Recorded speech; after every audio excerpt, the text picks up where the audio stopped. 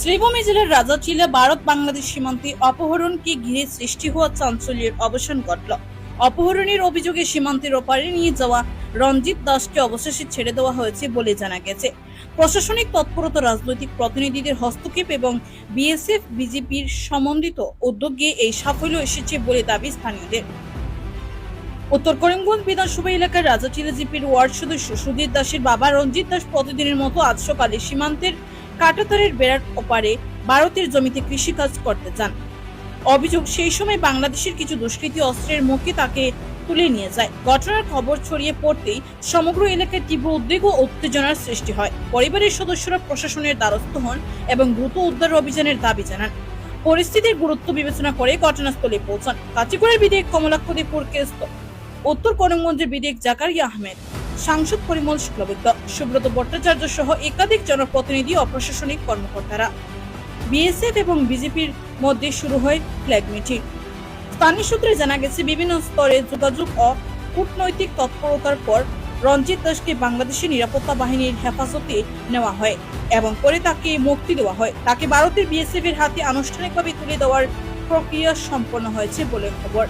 সীমান্তে ঘটে যাওয়া এই উদ্বেগজনক ঘটনার পর অবশেষে স্বস্তির নিঃশ্বাস ফেলেছেন রঞ্জিত দাসের পরিবার ও এলাকাবাসী। এই ঘটনার সহযোগিতা ও প্রচেষ্টার জন্য বিশেষভাবে ধন্যবাদ জানানো হয়েছে। কমলাক্ষ দে পুরকেস্ত, জাকারিয়া আহমেদ, পরিমল শুক্লবৈদ্য, সুব্রত ভট্টাচার্য, জিল্লুর চৌধুরী এবং সকল শুভানুধ্যায়ীদের। তো গেট আমরা 7টায় খুললো, কার্ড জমা দিয়েছি, গরুর লেখাইছি, লেখাই তো ভিতরে গেছি গিয়া আলি ভালাইবা লোকে গাছ কাটা জমিন আমার লাগছে, পাকা দিলে কিছু গাছ কাটিয়ে আনলো। আমার ওভারে না করবি বাবা বলবি ভাই আইও কেমন ধান নিল তারও আরো 4-5 জন লোক আর আমার একটা গাছ কাটিলাম, ওটা জায়গা থেকে গেছে। তো তার আর তুলা যেমন 25-30 লই বেশ হইতে পারে, তারাও নৌকা আর আমি দা না তাইছি আর তো আইয়া ভারত আইয়া উঠিয়া নদীর নৌকা দিয়ে যাবে। কয়জন আছেন তারা আপনার লইয়া গেছে? 7 জন।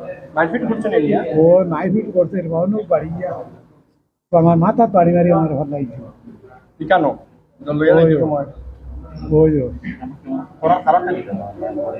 দিকাইছে তার ভাই বসু দিন রাত্রে তাকে খুঁজাইয়া ভাইতরা আমি কই তোমার ভাই রাত্রে তাই বাড়ায় না, আমি কি থাকবে তোমরা খবর করো। কয় না তোমার ভার শিকুর নাম কইছো, কইছে অমুকে কইছে চিহ্ন কারো লাশ আছে, তোমরা দেবো।